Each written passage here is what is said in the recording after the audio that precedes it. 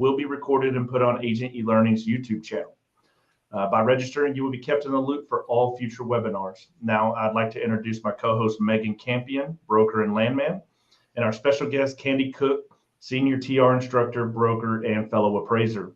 My name is Sterling Fryar, and I'm an MAI appraiser and broker. Collectively, Meagan and I have over 30 years in the real estate industry, and Candy has been around since dinosaurs roamed the earth. Hey guys, welcome. Thank you very much for joining me. To get started, we just want to get to know where everybody's coming from. If you'll just put in the chat where you're listening from, watching from today, that would be great. And then we have a couple of polls to get us started on everything. Awesome. And today's series is all about bridging the gap between agents and other professionals in the real estate industry. Candy, you have been around a while. What are our main talking points? Can you guys hear me first off? And I'm sorry to ask that question, but I'm getting error messages. You sound great. All right. Thank you. I've been in here for 41 years. I feel like it's since dinosaurs. We've got a lot of angst, a lot of nervousness, we just don't understand what's going on these days. And I'm going to say it, I'm going to talk about the elephant in the room, the lawsuits. And now we're turning around and changing how the agents are going to handle things. And I believe it's also going to change how the appraisers have to deal with things. And guess what? Bridging the gap is, hey, you know what? You might have to talk to each other. You might actually have to acknowledge we know who you are. Let's look at this and let's start this conversation. It's been a wild ride. I will say, and this kind of, people laugh at me, 1996, Texas added buyer's representation in. It was about as ugly as it is right now. So we just have to take a breath, figure out how we're doing this, and go forward. Okay. Yeah, I really feel like communication is going to come up a whole lot throughout this in the next hour. We need to be better as agents, as appraisers, across the industry, everybody. We're so used to sending the text and then just waiting instead of, hey, make the phone call. Mm-hmm. Absolutely. Let's figure out who we have joining us today. So got a poll up, just trying to figure out what your role is in the real estate industry and what kind of diversity we have in our group today. If y'all will take a few seconds to answer that. And you can check more than one box. Yeah. We're such good box checkers. As appraisers, yes. We just check the box. That's all. So, Candy, you primarily only did residential, correct? Well, I did I've done some of everything. Residential the last few years. Okay. And I only do commercial and farm and ranch. Meagan, what has been your interaction with appraisers just in general? Well, for some reason, a lot of them are my friends now, which is, I didn't think I would say a few years ago, because we do have some animosity in the industry for some reason. It's mainly been positive, but a little bit of backstory for me. So my master's thesis at A&M was on appraisal. So I do have kind of the backside glance into that more than your average agent maybe. It's what made me realize that I did not want to be an appraiser and decided to go the brokerage route, which is great. I'm just better suited for it. But it did help me understand a little bit more about how appraisers work and the inner workings and what they're required to do. So it made me respect the job, I think, more than if I didn't know that side of it. Sorry, right. I'm looking at the chat. Yeah. It looks like we've got about 50% appraisers, 30% agents, and then some lenders, inspectors, and awesome. A few others. So yeah, got a good group here. So obviously we're, quote unquote, bridging the gap.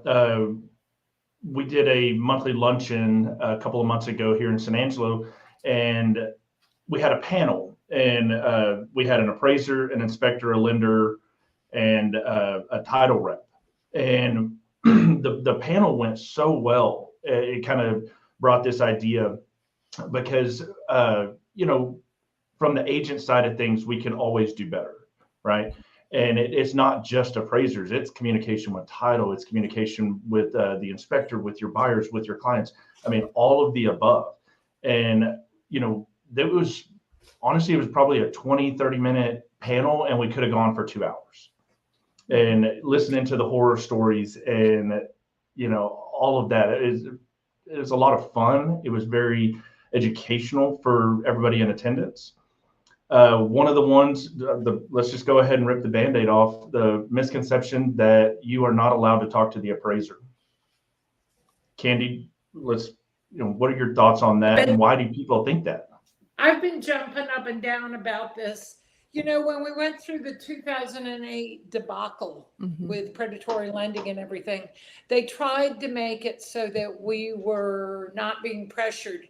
And I'm going to tell you guys, I had somebody say to me, if you don't make value, we're not paying you. And so we tried to get rid of that. And when we did this, somewhere this idea that we couldn't talk to each other came in. And I have been preaching this for years. And we still have sometimes where an appraiser says, oh, I can't talk to you.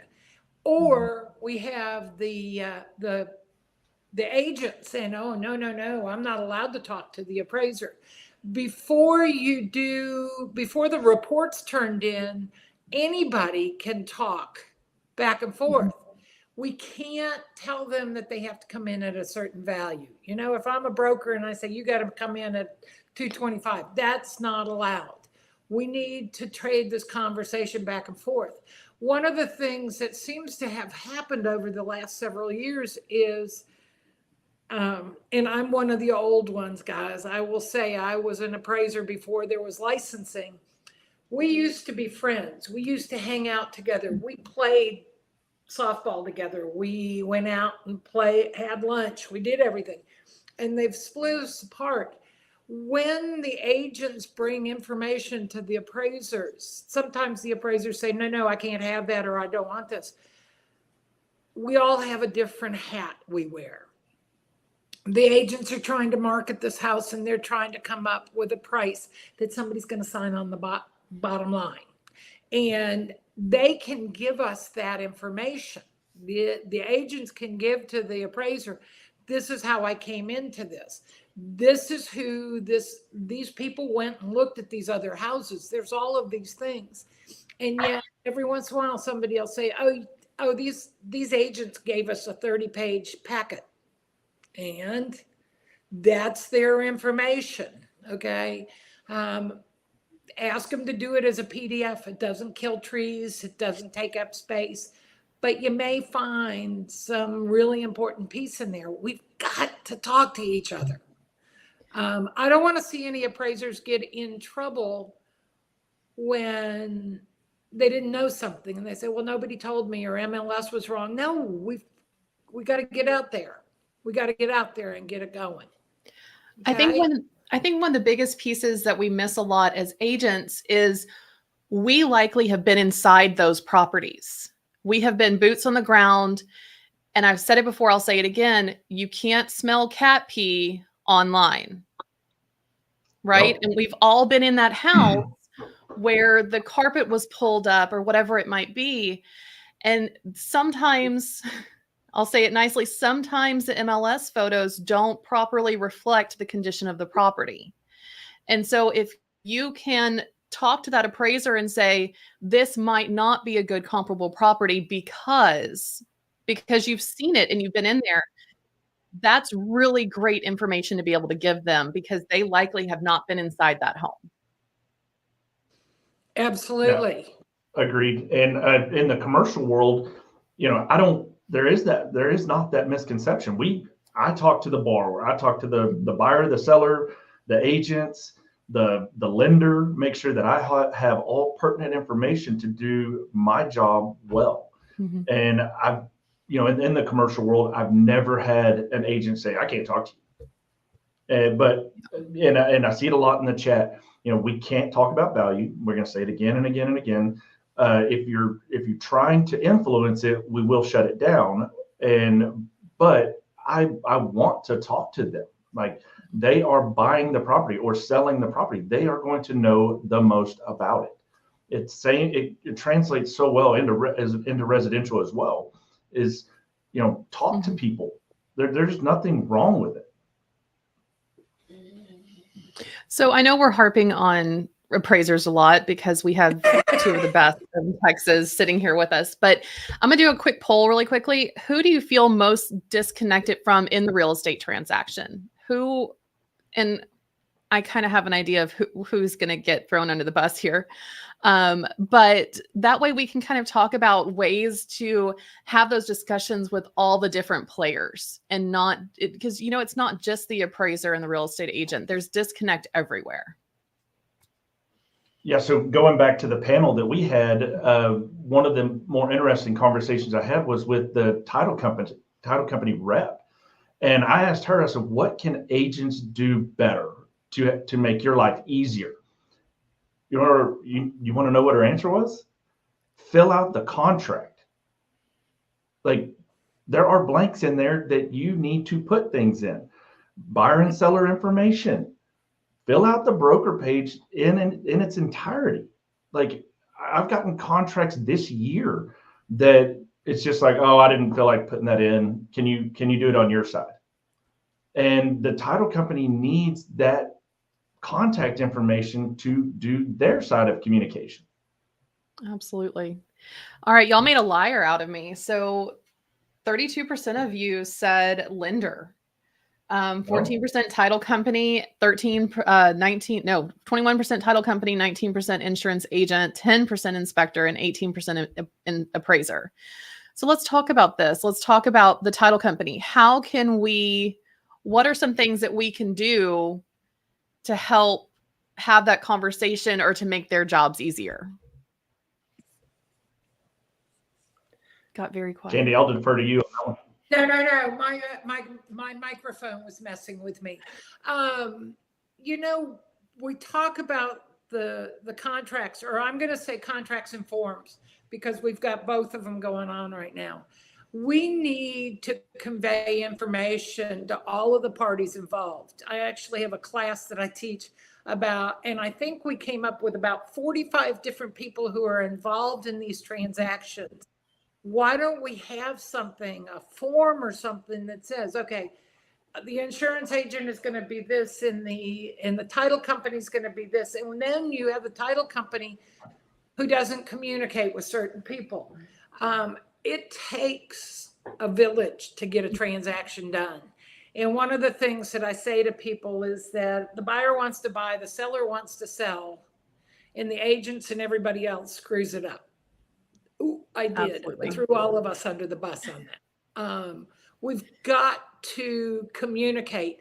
And I'm going to blame COVID, because we went into COVID and we all learned that we could just talk to each other on here. Well, half the people don't want to talk to each other on virtual. We've stopped answering the phone. We're texting on our watches, giving information. Well, when I text on my watch, you get one letter, you might get 3 letters, like K or I'm not giving a whole lot of information. We need to talk. And one of the scary things that I say in here over and over and over again is every one of us professionals are helping people to spend hundreds of thousands of dollars. And whether they take 30 years to pay it off, they're actually signing paperwork saying we're going to do this for 30 years. I don't know about you guys. There isn't a whole lot that I ever signed that said I was going to do it for 30 years. I was a little shocked because I just hit my 25th wedding anniversary. That was shocking. But I want you guys to think about this, that we're helping these poor consumers, and maybe the disconnect, you should have put consumer on that. Oh, absolutely. So this is actually a good point. Denise just put it in the chat. I've been told by the co-op agent that they don't want the client info included because they don't want anyone contacting them, which is insane because only parties to the transaction will get the copies of the contract. Kenny, I was going to use that example and throw it back to you as the veteran in the room. That's what I heard whenever I first started was don't put your buyer's information in there because that listing agent might go contact them. That was a borderline. We were trained to not put it in there. We're told not to do it. The thing is everybody's liability goes into this. Who's buying this house? Who's selling this house? Or who's buying this property? Who's selling this property? They're the ones who have the information. They're the ones who are putting this stuff out there. Okay. They're the best information. Now, do we have bad agents? Do we have bad people out there? Yes. And everybody's going to kind of laugh because I think most people who are in real estate know about the Realtor Code of Ethics. In February, I added a new article on. This is for whether you're a realtor or not. It's #18. You can't fix stupid and they walk among us. I'm sorry. They're out there and they're doing this over and over and over again. If you, whatever side anybody's on, if you have set your expectations with your clients, you have grace to give people chances to ask their questions and everything, they should stay loyal to you. The ones who are calling, I don't know about you guys, but my husband uses swear words. If you call him, if you're unsolicited and you call him, you're going to get the fire truck word. Just saying. Okay. And he will do it to anybody. He doesn't check to make sure it's not somebody we need to talk to. We got one of those on. Give those people your phone number, not his. Yes. He just did it to our insurance agent. So, but soliciting, I think with the nervousness now, I think our clients are going to stay loyal to us if we're talking and we're speaking and we're giving information. Absolutely. Agreed. One thing Bill just brought up enough. Oh, go ahead. No, one thing I started doing for the title companies is anytime I submit a contract, I try to make sure it's as fully executed as possible. But I also have a one-page form that basically does what Candy was talking about. It lists the buyer, it lists the seller, it has the lender's information, the insurance agent's information, whatever. It has the listing agent and the buyer's agent, because sometimes people can't look at the back of the contract or wherever it is in your state and look at that. And it just has everything on one form that I shoot over with the contract or that I send back whenever I am on the other side. So it's easier for them to just take a look in their file and see all the parties really quickly. That's gotten really good feedback, and it's helped stop a lot of the questions because I'll put in what the compensation is for each side and who might be paying it, and all of that. So it stopped a lot of the phone calls of, hey, you got a phone number? Hey, what's going on? What's the compensation on this one? Who's being paid? What's going on? That's a great idea. And there are a couple of title companies out here that when you send the contract, they actually send you a one-page form back saying, hey, can you fill this out? Yep. And but you're right. If I would do that up front, if all of us would do it up front, it would eliminate that and eliminate that last email. Is buyer and seller going to be present? Are they married? What's their spouse's name? Et cetera, et cetera. Absolutely.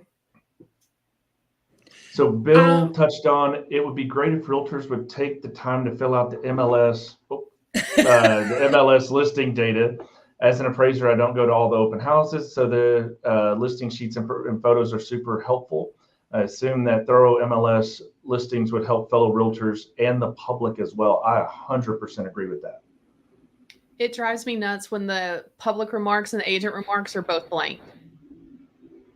And they say the exact same thing. Yes. On that, somebody put in here, well, I get to the house and the agent hyped it up and it's in fair condition. I think that's a communication thing that, and I know I've spotted a couple other instructors floating through here. We need to help both sides understand. Do you think the buyer isn't going to notice that the house is in bad shape when they go in? It's like our old headshots. You know, if I put my headshot on from the 1980s, I look great.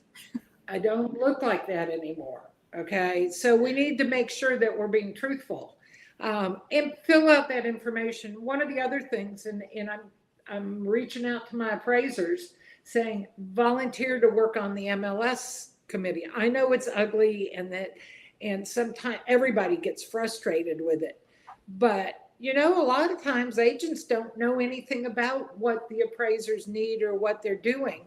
Here's the other part. A lot of times the appraisers don't know what the agents are required to do. So we've got to remember that advertisement is out there. MLS is for marketing, but let's try to get some good information to each other. We have to call it how it is. And lipstick on a pig. I've said this several times in the last couple of weeks. We've got to be careful. We also have to understand that just because the seller thinks their house is a castle, it may only be the shack down the street, but it's their home. Yes. So we have to understand. Yes. We have to give grace sometimes on this. Yeah. What's the meme where it's, the view of your home as the owner, as the appraiser, as the tax assessor, and the tax assessor's like, 10,000 square foot mansion. Yeah, absolutely.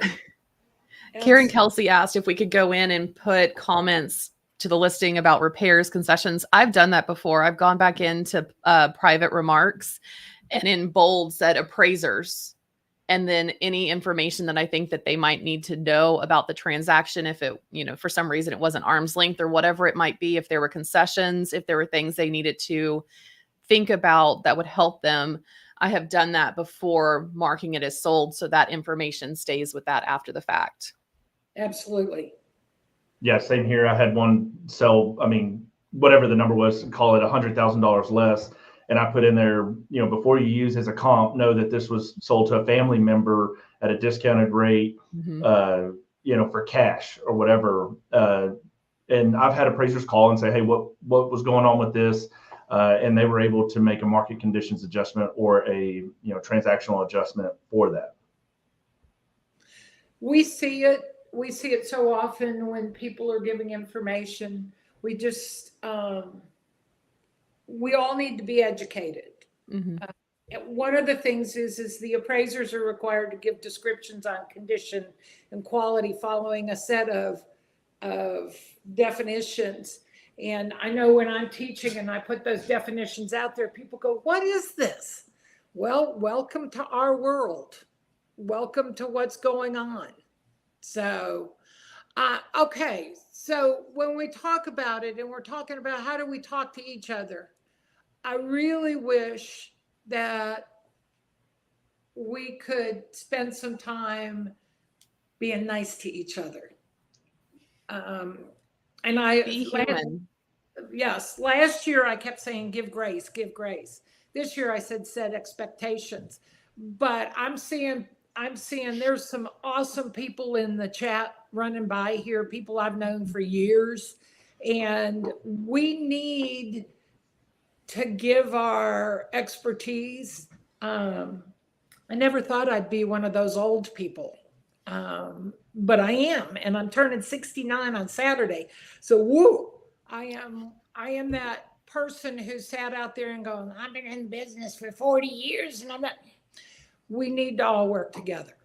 We need to put all of this together. Okay. The other thing. And go.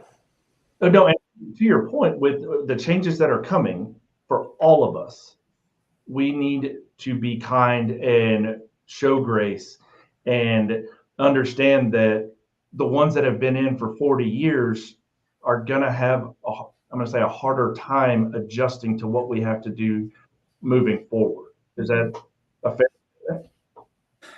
Absolutely. I've been doing classes, and I thought I'd have, I thought I'd have 25 or 30 people in classes in the last couple of weeks. And this is all over the lawsuits and how the business is changing. And I'm having 100 people. I had 200 people in a class last week. We seem to be showing our enthusiasm for education. Everybody needs to go sign up for these things, and don't sign up for just one class. Sign up for multiples, because you'll hear everybody's attitude about the different information. I'm amazed by the false statements that are made on a regular basis. It just can't fix stupid. They're out there saying over and over silly things. Okay.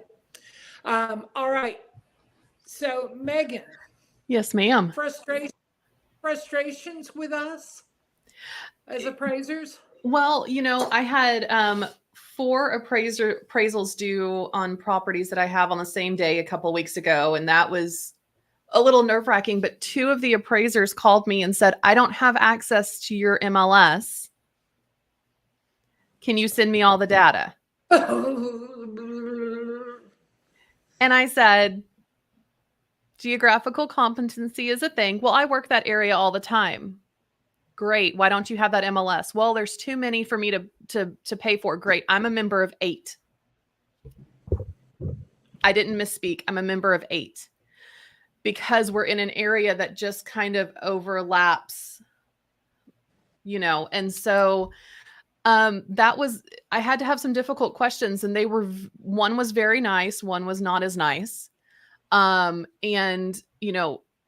it all worked out in the end in one way or another, but the geographical competency is one of my biggest issues with appraisers, with agents, with basically anyone, honestly, in the transaction, because some people are hungry. We're all hungry, but some people will go outside of their area just to do a job and not necessarily do it well. And that's scary. That applies to agents as well. Mm-hmm. Absolutely. I had somebody, it's been a while, but hey, can you send me comps on this property in wherever in Northeast Texas? We are in far West Texas or Middle West Texas. I'm like, the first thing I said was, you need to find a referral partner.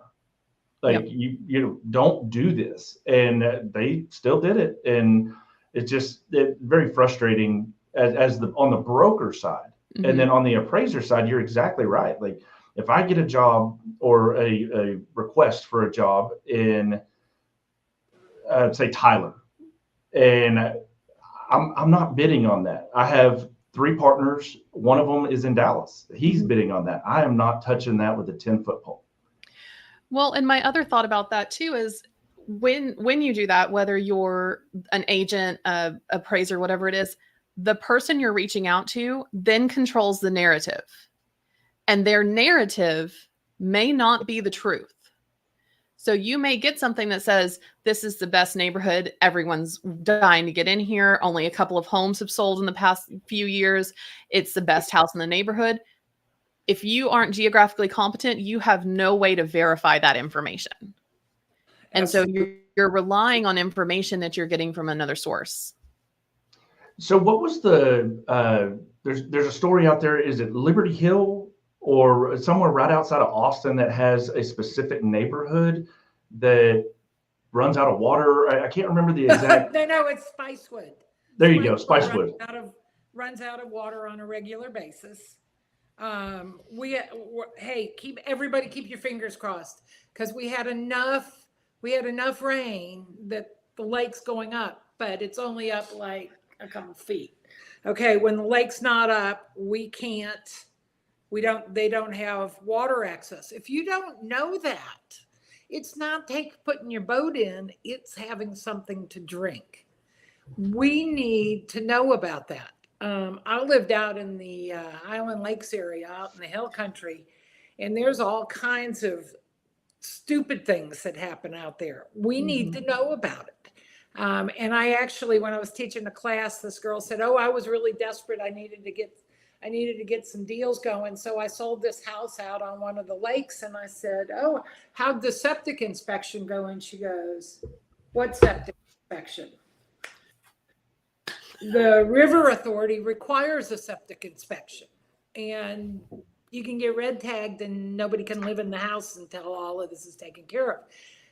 She didn't even know about it. She didn't have a clue. Why would you go out and try to do that when you're not competent? Okay. Well, and the other thing that I harp on is transactional competency. So as agents, if you are a primary residential practitioner and you step off into a multi-tenant retail center because your buddy's buddy, only uses you, and you don't go get a mentor or your broker or somebody that knows what they are doing, you are going to get in a lot of trouble. And I mean, honestly, you're not representing your client to the best of your ability by just taking it and just saying, oh, I've got this multi-million-dollar thing for sale. I'm so proud of myself for getting it, but you have no idea how to sell it. Oh, absolutely. And, we talk a lot about agent to other vendors. We also need to talk about bridging the gap between agent and their broker, because in some places there are giant gaps right now, and it's scary. And can I say it this way? Because I've also had trainees and I've had agents and I've had all of this. Okay, if you go to work for somebody, you're giving away part of the fee to that person to take care of you. I don't care whether it's the broker or the supervisor or whatever. Make sure that they're talking to you. And I actually said this in a meeting one day, and I had the head of the Texas Real Estate Commission and appraiser licensing board. It's one person. And she said, she looks at me and she goes, they just need a new broker or a new supervisor. And I said, well, that's awesome.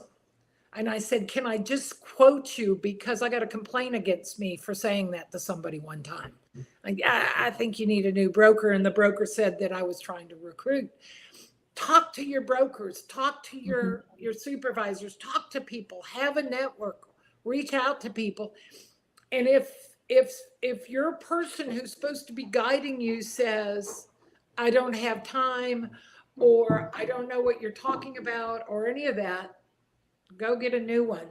Sorry. Do it. Absolutely. Yeah, there are a lot of new models. We're not going to bash any of them. But when an agent is having trouble contacting a designated supervisor or the actual broker, there's a red flag. And Denise said it. New agents often go with brokers with minimal fees, but they do not offer the needed support and mentorship. I 100% agree with that. Absolutely. Yeah. For sure. We're about halfway through. I think Agent eLearning has a little gift for you guys for being here today. If you want to take a class with Agent eLearning, there is a code for 15% off your continuing education.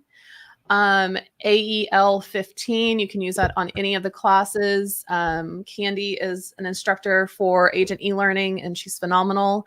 I teach an oil and gas class for Agent eLearning that I think is pretty awesome too.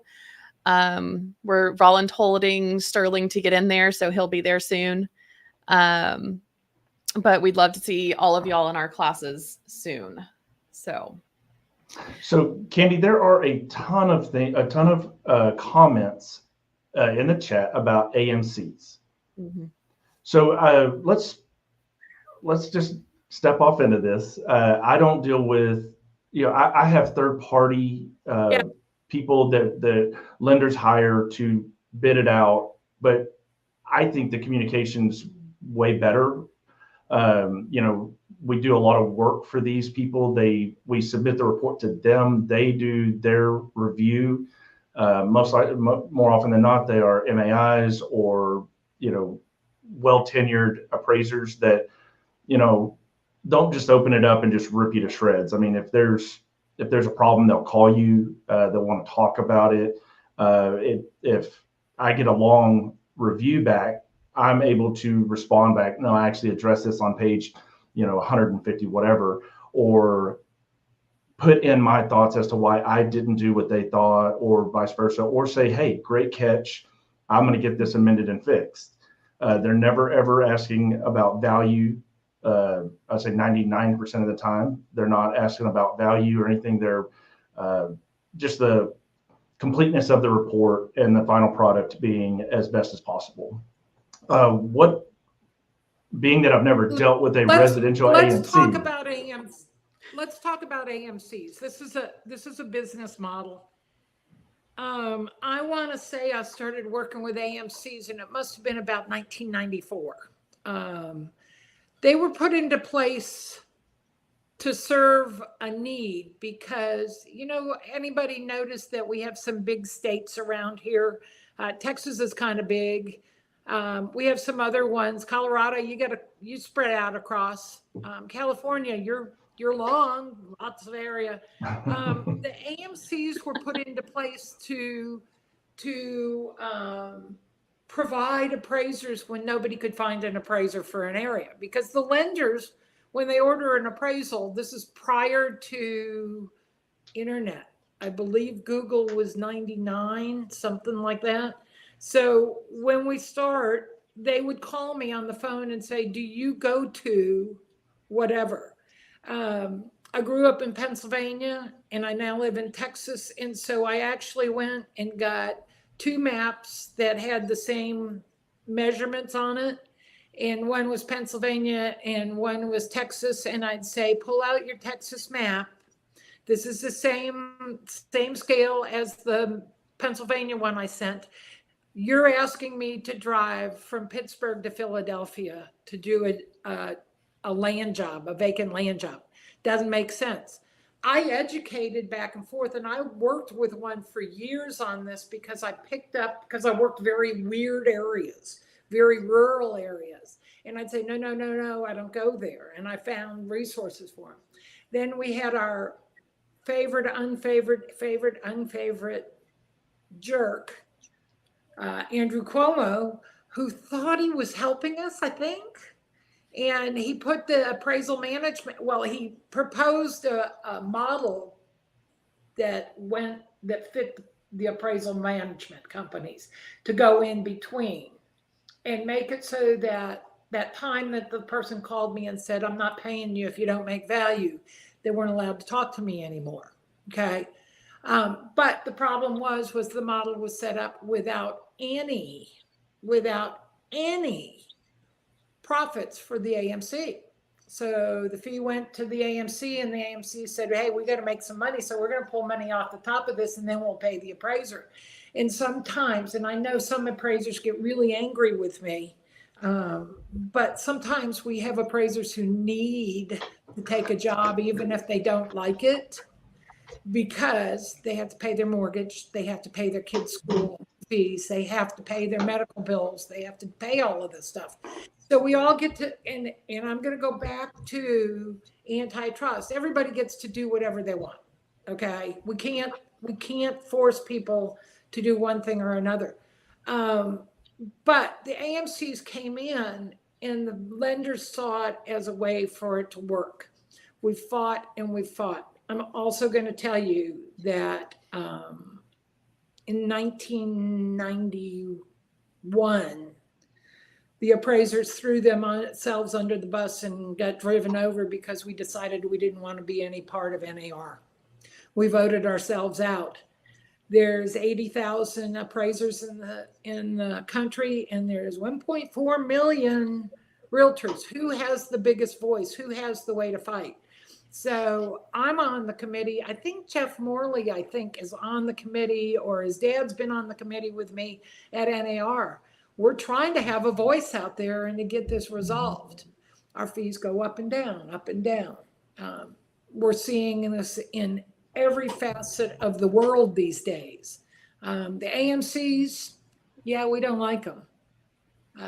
It's just that business model was put in, and we didn't fix it. So So, I've had deals where, and we work on due dates, right?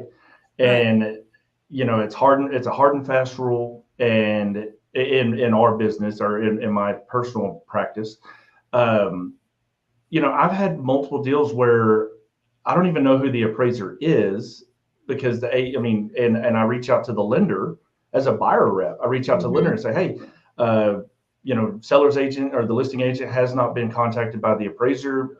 I'm just making sure this didn't fall through the cracks. I'm not trying to do anything other than check on the status of the transaction. And they reach out to the AMC and they have no luck. They have no communication. They can't tell us when the due date is. They can't tell us who the appraiser is. So what, and I mean, what can we do to, I don't even know how to form the question, but between the lender and AMC or the appraiser and the AMC, what can we do better?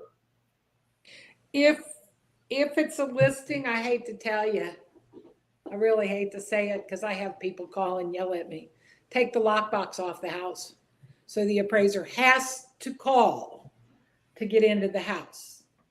Yep. When they call me, I say, oh, by the way, I moved the lockbox over to the side of the house. Here's where it is. It's easy to get in. Just go use it. But make them reach out and contact. We have, and I'm both, Sterling's both, we're both appraisers and brokers. When we go in, sometimes our e-key shows that I'm going in as a broker, but I'm an appraiser. Okay, we're supposed to, 1-16 of the Code of Ethics says, and this, somebody said, well, I'm not a realtor, but if you're using an e-key, it falls into the categories of everything of NAR. 116 says you have to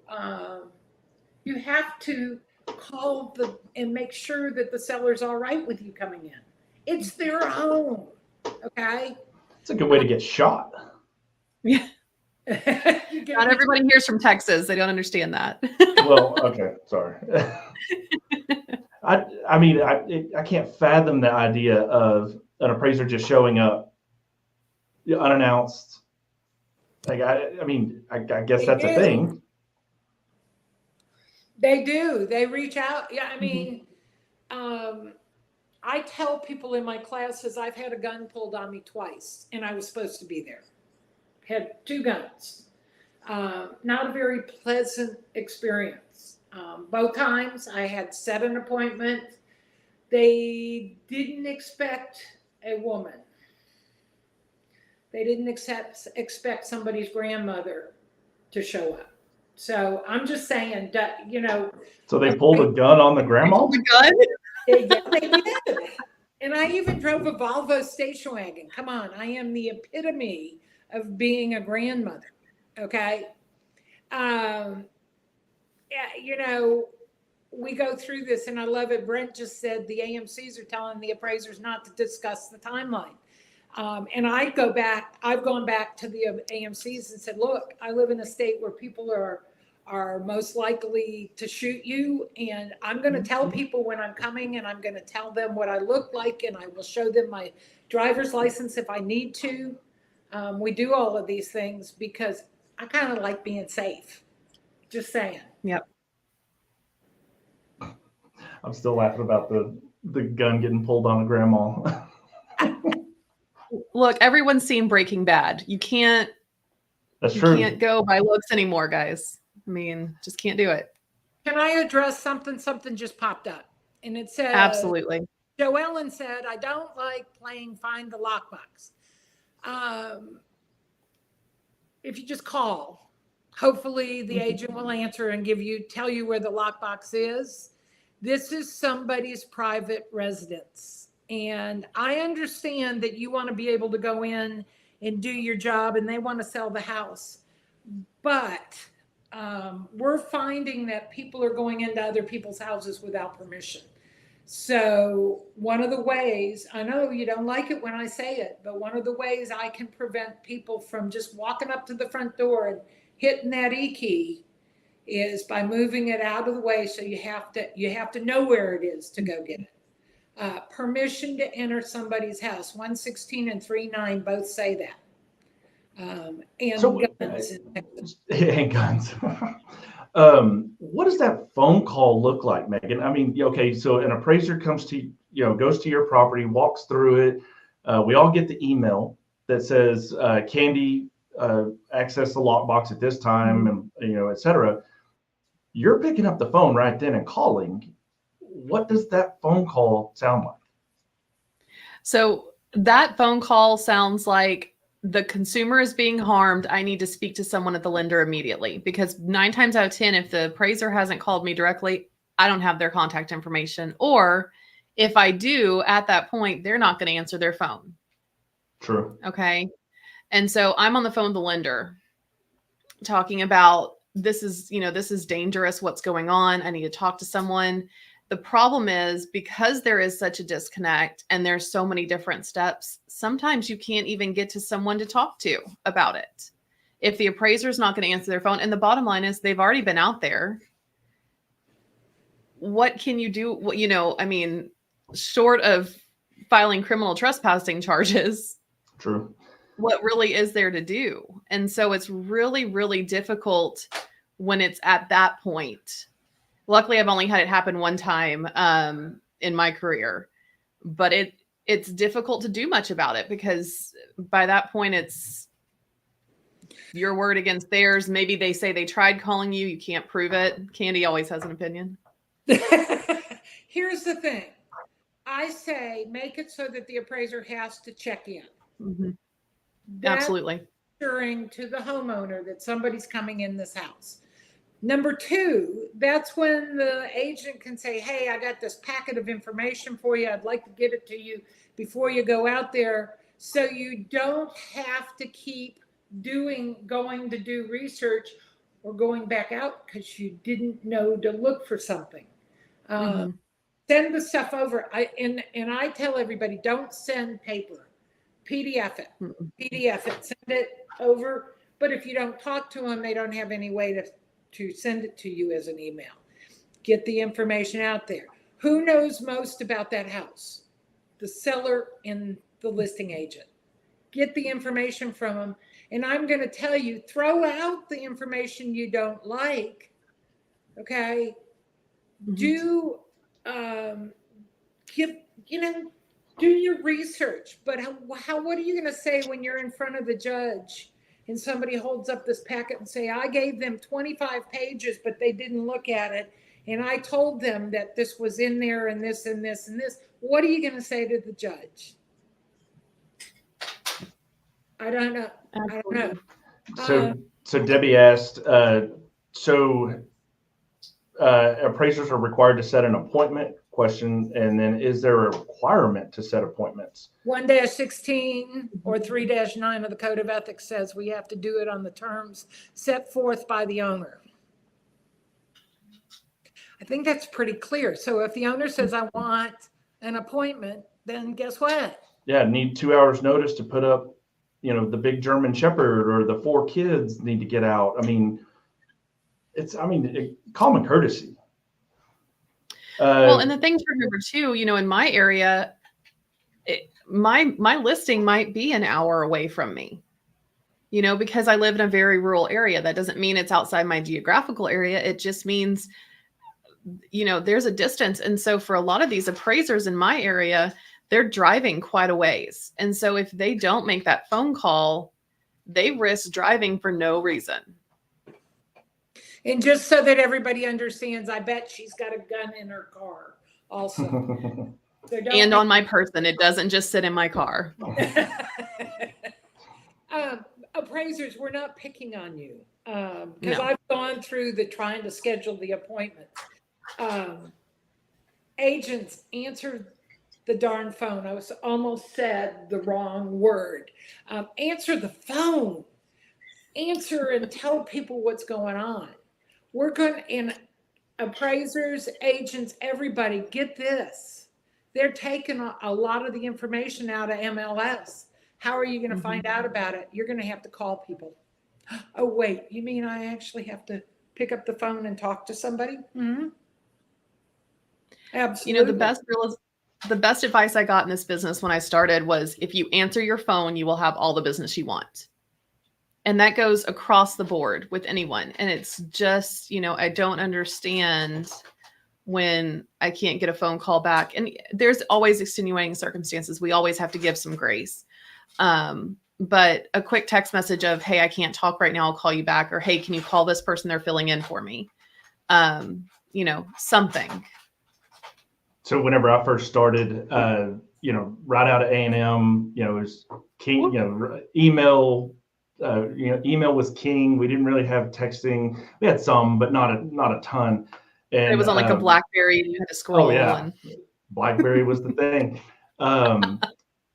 So the president of our company told me, like, if I was having an issue with, a report was getting delayed or something, I couldn't get a hold of, the first thing he would ask was, did you call them? Have you called them? And in the beginning, 8 out of 10 times it was, oh, no, I haven't. I've sent them an email. Like, no, pick up the phone and call them. And I still do it today. Like my wife, I'll say to my wife, like, well, did you call them? And she's like, I don't want to talk to them. I want to text. And I said, babe, you're going to have to pick the phone up. Follow up with an email, follow up with a text message, whatever you need to do after that phone call. But first off, it's a lot harder to say no when you're on the phone with someone versus just a quick text message. And secondly, you don't get lost in translation.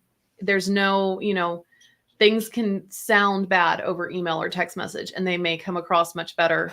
Now with me, I sound terrible to everybody all the time. I'm a horrible person, but on the phone, you're usually a little bit better than you are just written word.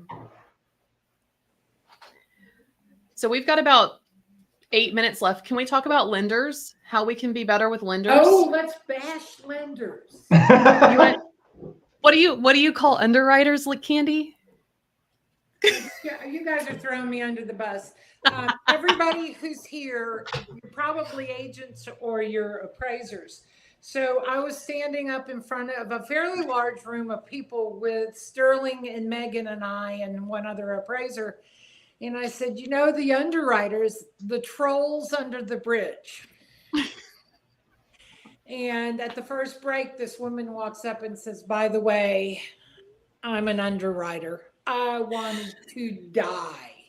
But I guarantee you, every one of us feel like sometimes the underwriters are trolls who are just out there with a hook trying to pull you out. Okay. So yeah, we have underwriters out there. Yeah, we had a deal a couple of months ago with an out of state lender. And the very first phone call, whenever we sent the contract, was, well, you're going to have to extend closing because there's no way we're going to meet that deadline. The very first thing this person said. And we got it done in 3.5 weeks. And they wanted like 5.5 or 6 weeks. And it was just the lack of knowledge in the local market, because they were used to dealing with somewhere else. And we told her, like, hey, we will get this done. And there's no way that the appraiser is going to be able to finish it in 4 weeks.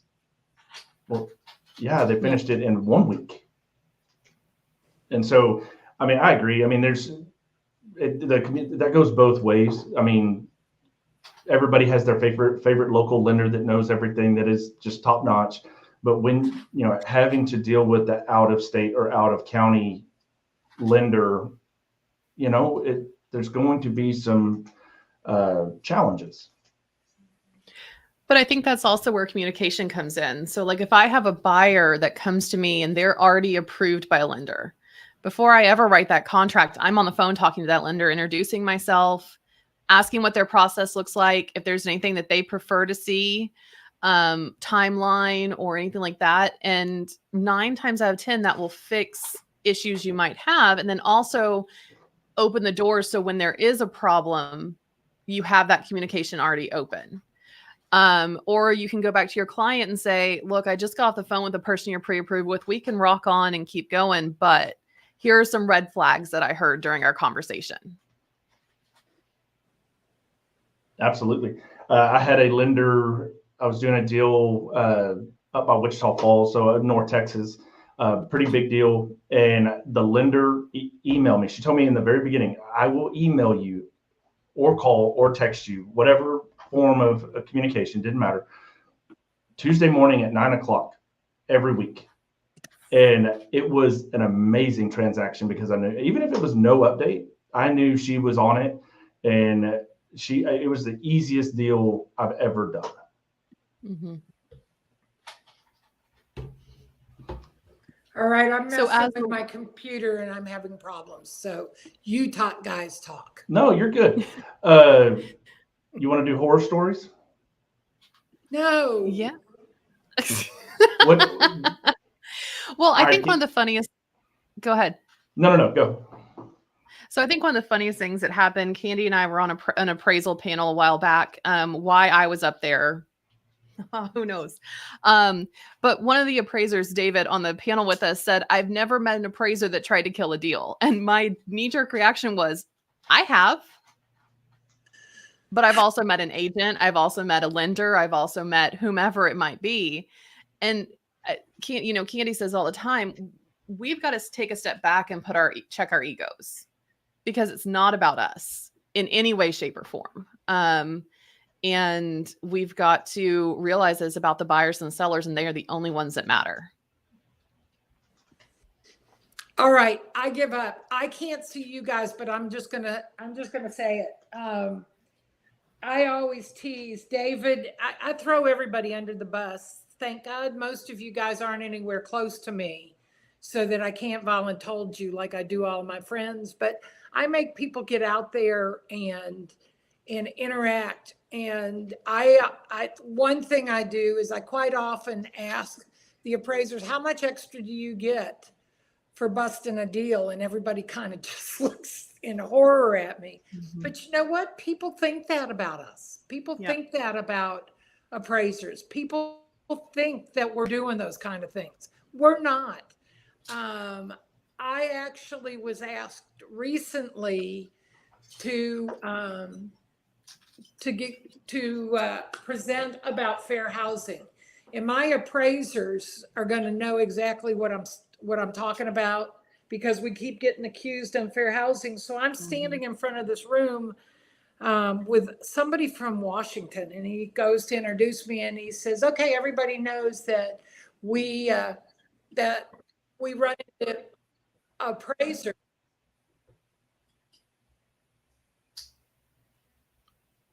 I think we might have completely lost Candy. Yeah.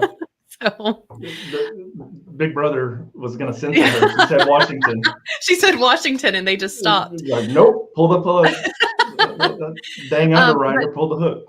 That story, what she was talking about, was about, he said that appraisers are violating fair housing left and right, and that they're treating different ethnicities different, and different races and cultures and religions, whatever it might be.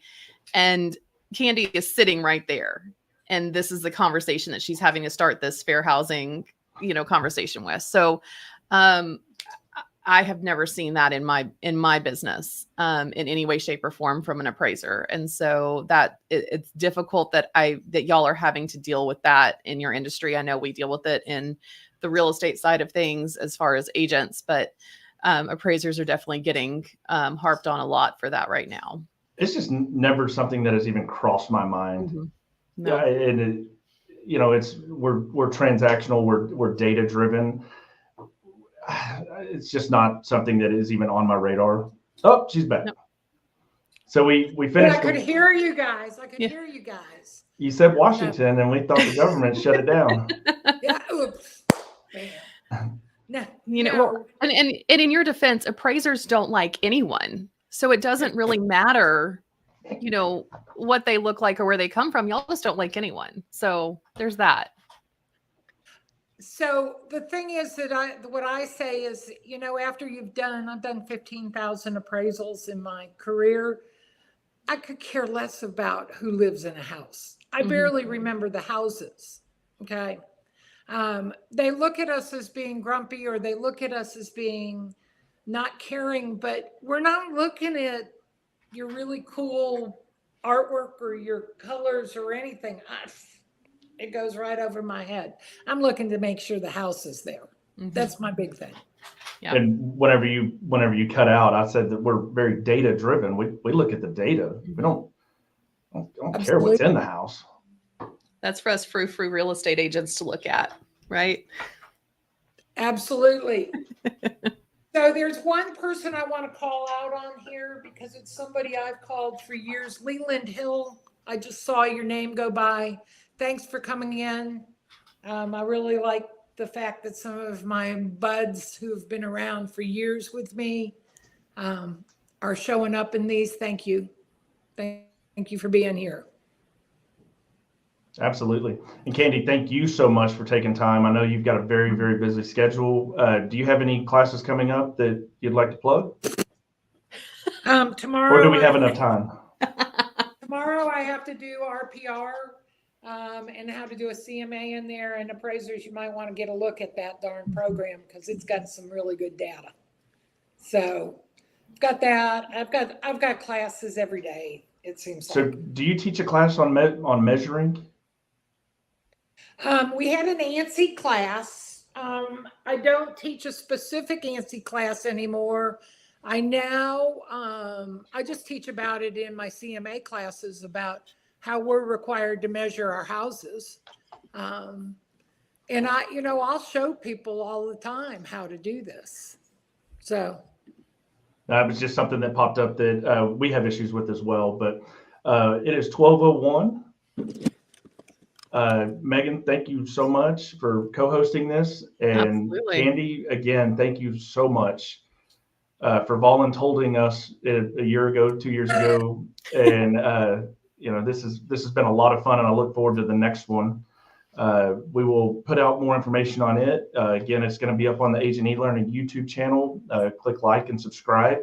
And, we will send out marketing materials for the next one. See y'all soon. Thanks, everybody. Thank y'all very much.